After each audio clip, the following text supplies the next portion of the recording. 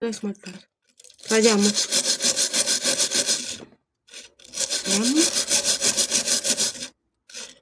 Rayamos. Pedra pómez en pó, cepillo de cerdas y plata pura.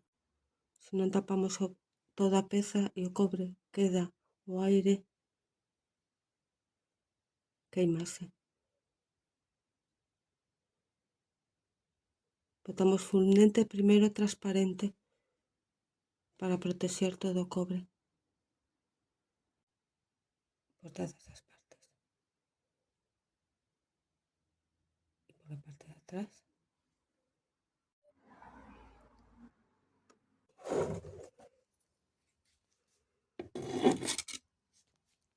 La vuelta. Ahí está.